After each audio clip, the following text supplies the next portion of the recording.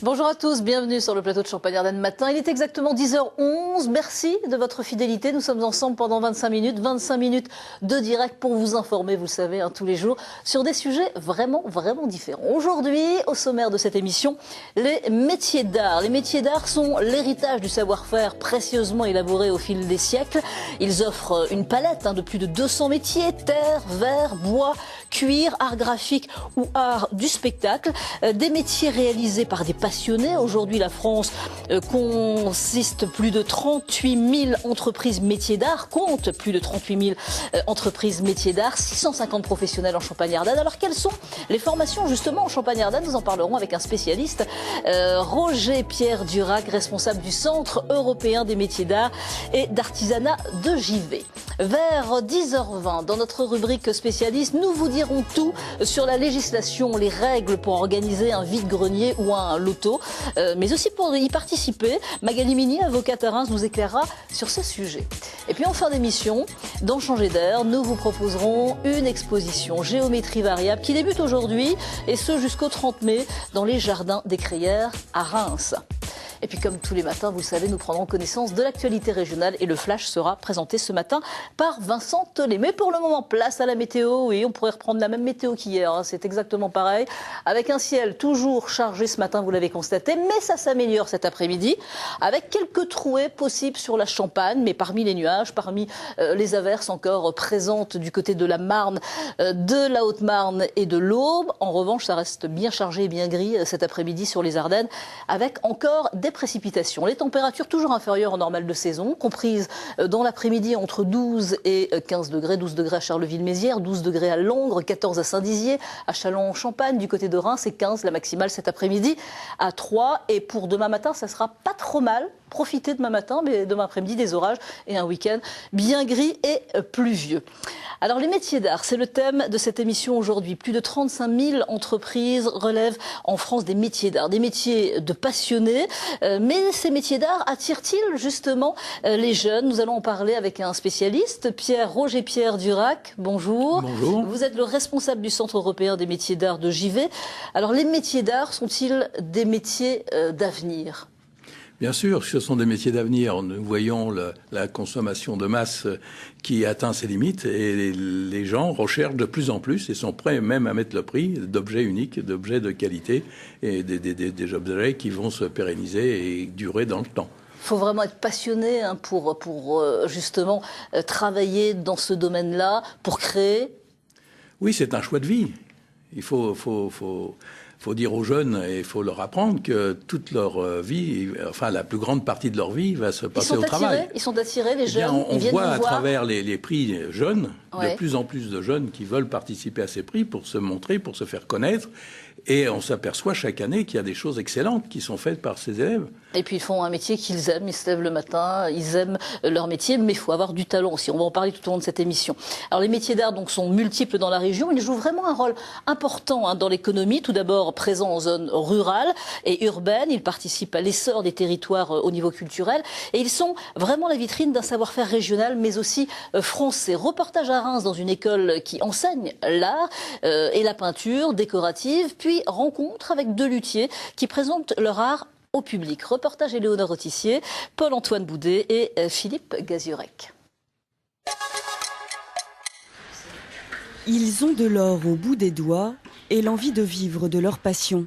Ces élèves de l'école Blot ont 1 an pour se perfectionner en peinture décorative.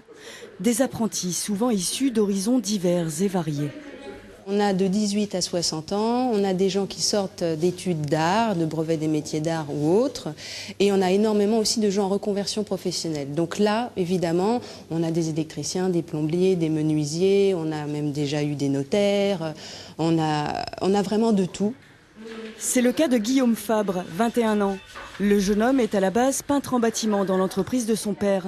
Suivre cette formation, c'est pour lui l'occasion de se diversifier tout en se faisant plaisir. Je pense qu'à l'heure d'aujourd'hui, faire ce qu'on aime tous les jours, c'est une chance. Donc voilà, et après, oui, au niveau des débouchés professionnels, il y a beaucoup plus de choix qu'en tant que peintre en bâtiment. Un métier de passion que Corinne Godelette exerce depuis plusieurs années. Maintenant installée à son compte en tant que peintre en décor, elle a réussi au fil des ans à se constituer une clientèle.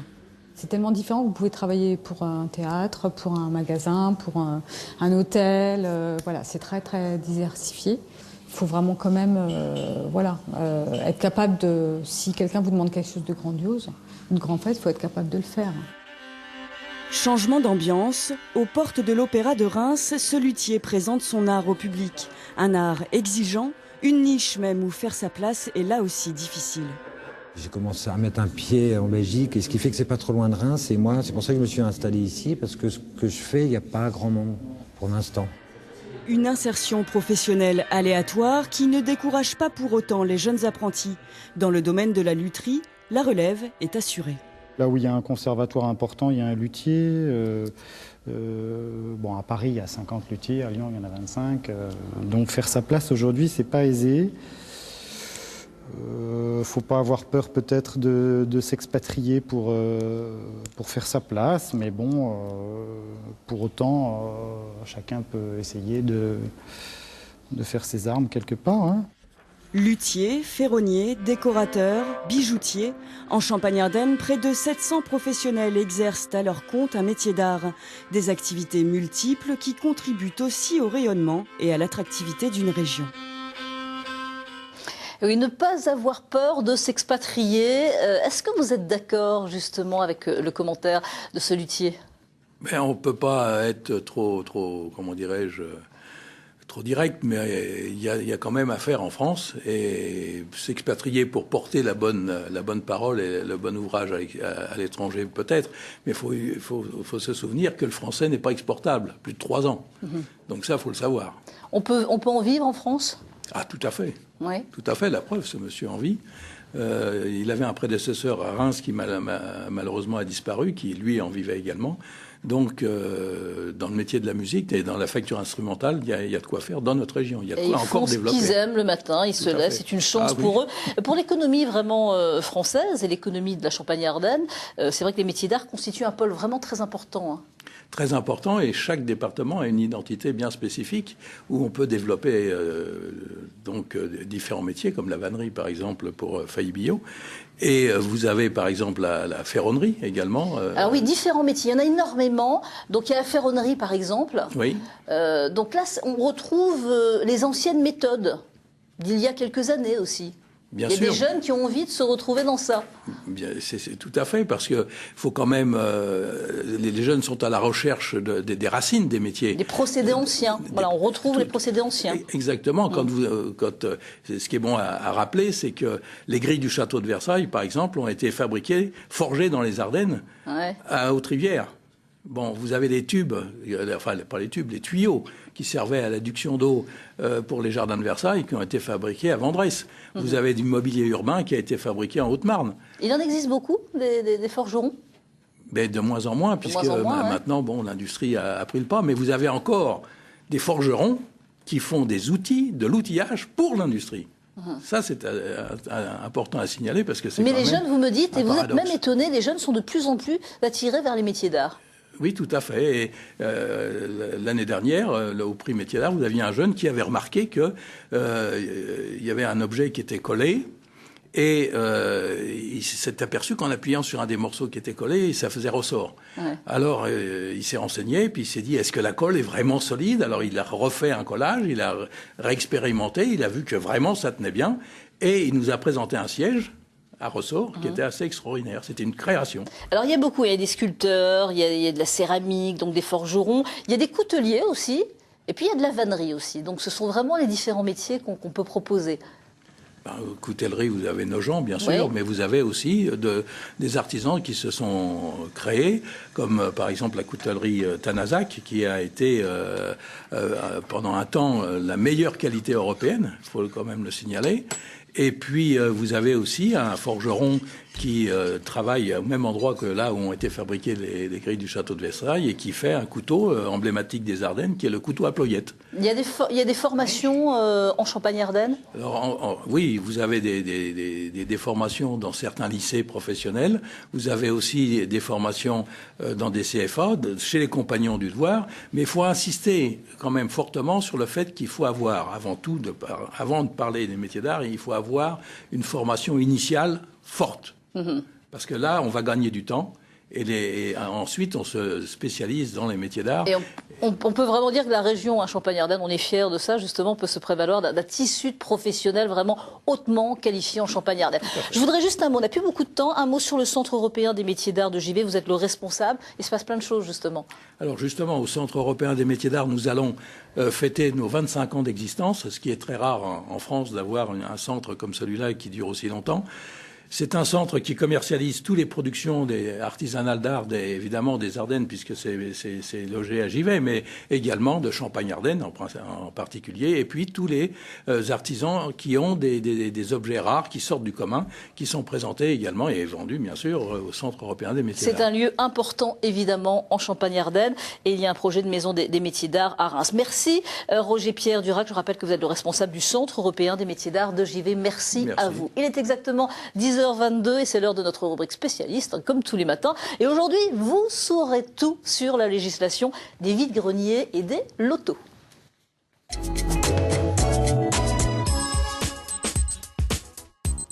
Et pour parler donc de la législation des vides-greniers et des lotos, je reçois une avocate à Reims, Magali Mini, qui vient nous voir régulièrement. Magali, bonjour. Bonjour. Alors Magali, les vides-greniers, c'est vrai qu'il y en a pratiquement tous les week-ends, un peu partout en Champagne-Ardenne. C'est plutôt sympa d'y participer. Oui. Mais il y a une réglementation. Alors qui peut participer à un vide-grenier? Alors effectivement, il y a une réglementation, ce qui est un peu logique quand même. Ce sont uniquement les particuliers. Alors voilà, la différence entre vide-grenier et brocante, c'est-à-dire que vide-grenier, ce sont des particuliers, c'est nous, on peut vendre ce qu'on a chez nous, et puis il y a la brocante où là, ce sont des professionnels, des brocanteurs. Effectivement, les brocantes, ce sont exclusivement des professionnels. Alors, est-ce qu'on peut vendre de tout ? Bien sûr que non, bien sûr que non. Il y a trois catégories d'objets. Il y a les objets qui sont autorisés parce que le but premier d'un vide-grenier, c'est de vendre des objets personnels et usagés, c'est-à-dire la décoration, l'ancienne vaisselle dont on veut se débarrasser, etc. Après, il y a les objets interdits, mais interdits dans le sens général du terme, c'est-à-dire que de toute façon, ils sont interdits dans tous les commerces. Je pense aux stupéfiants, je pense aux armes. Voilà, non, mais c'est important de le dire aussi parce que voilà, il s'agit pas de présenter ça sur un vide-grenier. Et ensuite, il y a les objets qui sont interdits exclusivement pour les vides-greniers, et ça concerne des produits réglementés. Je pense à certains médicaments, je pense à certains produits cosmétiques, je pense également à des insignes ou des uniformes officiels. Là aussi, on n'a pas le droit de les revendre.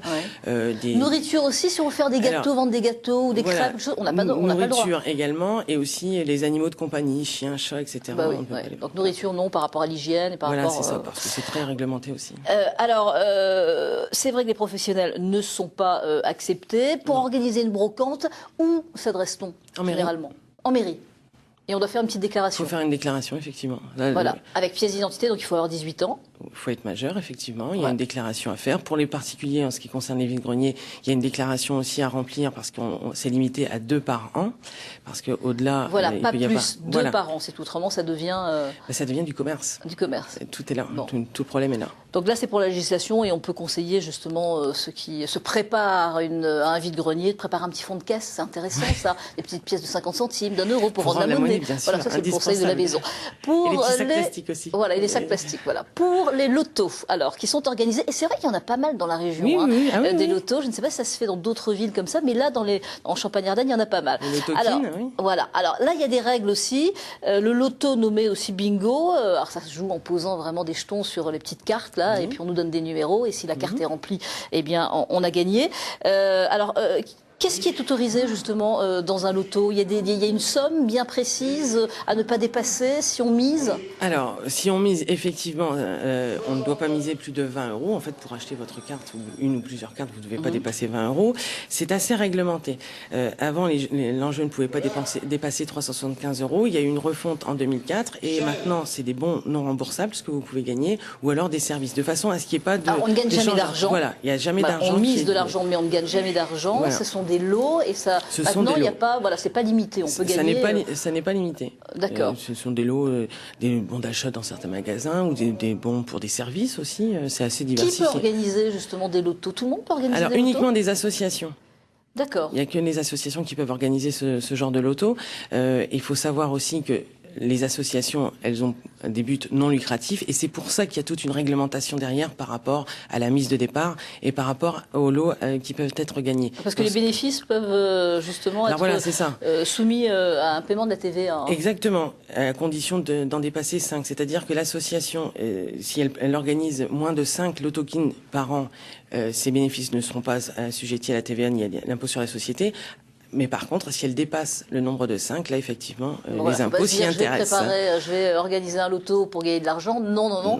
C'est interdit, c'est juste pour s'amuser. Voilà. Exactement. Et pour faire profiter les personnes qui viennent participer à ce loto. Merci beaucoup, Magali Mini. Je rappelle que vous êtes avocate à Reims.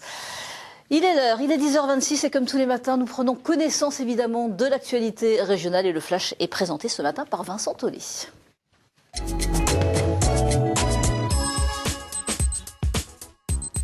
Vincent, bonjour. Alors on commence aujourd'hui avec un hommage à un jeune homosexuel assassiné, c'était il y a 11 ans. Cérémonie cet après-midi à 17h au parc Léo-Lagrange, là où François Chenu a été tué en septembre 2002. Il avait été passé à tabac et jeté à l'eau par 3 individus condamnés et emprisonnés depuis.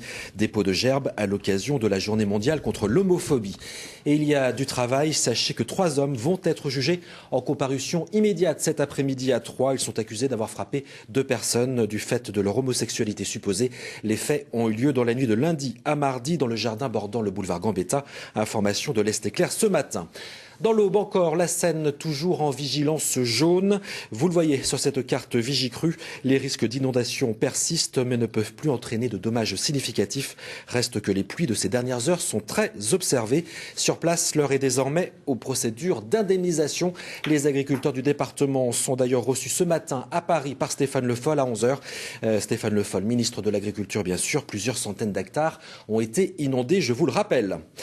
Plus de 2,5 millions d'euros investis. Le Secours populaire de la Marne a inauguré hier son nouveau siège dans le quartier Croix-Rouge à Reims. Nouvel entrepôt et nouvelle chambre froide pour stocker la nourriture. Nouveau lieu d'écoute aussi pour recevoir les quelques 10 000 bénéficiaires du département. Et un meilleur accueil, c'est important. Écoutez. Je suis ici parce que j'ai besoin d'une aide aussi solidarité. Mon mari ne travaille plus, donc je bénéficie de la solidarité du Secours populaire. Et aujourd'hui, on est dans les nouveaux locaux, ce qui nous permet d'être plus à l'aise, parce que déjà, on n'est pas rattachés aux familles qui nous suivent les unes derrière les autres. Avant, on avait des locaux un peu où tout le monde pouvait entendre. Même si on fermait les portes, c'était pas très insonorisé. Alors qu'ici, on peut plus approfondir le problème des personnes. Et en se sentant dans une pièce comme ça, elles se confient plus facilement. Le sport et une bonne nouvelle, les basketteurs du CCRB sont qualifiés pour les demi-finales de play-off de Pro B. Nouvelle victoire hier soir face à Fos-sur-Mer. Victoire 89-74. Les Marnais rencontreront Évreux ou Le Portel. On aura la réponse samedi. Et puis un petit mot de Ligue 2. Valérie, un match pour l'honneur. Sedan reçoit Nantes cet après-midi à 20h30. Vous voulez dire quelque chose? C'est très important. Ouais. Pour l'honneur, pour la fierté, comme le dit l'entraîneur. Pour l'honneur, car les Ardennais sont relégués et quittent la Ligue 2 quoi qu'il arrive. Merci beaucoup Vincent, on vous retrouve ce soir à 19h évidemment pour le journal. Tout au long du week-end, vous êtes là aussi avec nous. Et le prochain rendez-vous de l'actualité régionale, ça sera à midi. Ce soir à 19h15, dans Ici et pas ailleurs, Juliette Poirier nous emmènera dans l'Aube pour découvrir la seule entreprise de la région spécialisée uniquement dans la culture hors sol de champignons, la champignon-nière de Cussangy. Et justement, c'est une entreprise familiale et c'est à voir ce soir à 19h15 sur France 3 Champagne-Ardenne. Il est exactement 10h30 et c'est l'heure de notre rubrique Changer d'air. Et nous vous proposons aujourd'hui une exposition dans le jardin des Crayères, géométrie variable. C'est à partir d'aujourd'hui et ce jusqu'au 30 mai à Reims.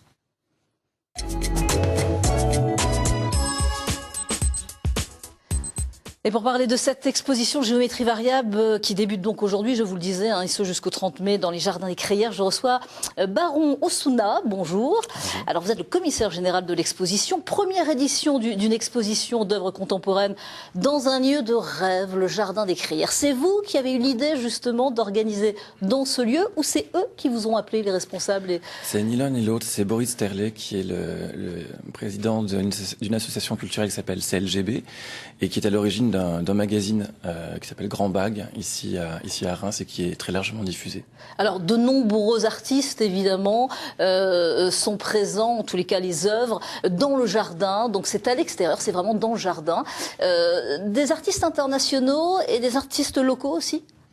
Alors oui, tout d'abord, effectivement, c'est cette exposition, cette particularité d'être vraiment une partition qu'on joue avec ce paysage et ce jardin. Puisqu'il faut savoir que c'est un jardin qui a été créé en 1880 pour la famille Pommery. Et en l'occurrence, c'est un jardin complètement artificiel. Et on a souhaité inviter un groupe d'artistes assez large, des artistes internationaux effectivement, sur des pratiques contemporaines variées, puisque ça va de la sculpture à la performance. Il y a aussi des pièces sonores. Alors là, par exemple, vous pouvez commenter les images. Ça, c'est une œuvre de Christophe Quintera, effectivement, qui est assez surprenante, puisque ce lampadaire est un vrai lampadaire viennois, taillé. Et là, on voit aussi une œuvre de Morgan Chimber, qui est extrêmement particulière, puisqu'elle est vraiment faite pour le lieu. Et c'est une œuvre qui va rester longtemps. Pour la bonne et simple raison qu'on va avoir en fait d'autres éditions de géométrie variable. C'est prévu pour 2014, 2015, et puis on va voir comment ça évolue après. Ces œuvres sont en vente parce que dans certaines expositions, on achète évidemment, dans d'autres on n'achète pas. Là, on peut acheter ? Oui, on peut acheter. Toutes les œuvres ont été réalisées pour le lieu. Il y en a quelques-unes qui sont réactivées ou qui sont empruntées à des galeries internationales pour la durée de l'exposition. Elles sont disponibles auprès des galeries. Donc cette exposition géométrie variable, c'est donc dans le Jardin des Crayères à Reims, à partir d'aujourd'hui, et ce jusqu'au 30 mai. Merci beaucoup, merci à vous d'être venu sur ce plateau, Baron Osuna, commissaire général donc de l'exposition. Voilà, cette émission se termine déjà, ça passe très vite. Merci à vous tous de l'avoir suivi. On se retrouve mardi, oui lundi, il n'y a pas d'émission, mardi à 10h10, en direct toujours dans Champagne-Ardenne Matin pour vous parler du Made in France, Made in Champagne-Ardenne. Nous nous intéresserons justement à une entreprise, ça doit marcher actuellement, à Pinet dans l'Aube. L'entreprise DES est la seule du Nord-Est à fabriquer à la main des parapluies, mais aussi des parasols. Là, ça doit moins marcher. Et donc, depuis une trentaine d'années. À mardi. Bonjour à vous tous, ravi de vous retrouver. Il est exactement 10h08. Retrouvez votre émission Champagne-Ardenne Matin au bout de la souris sur France3champagne-ardenne.fr.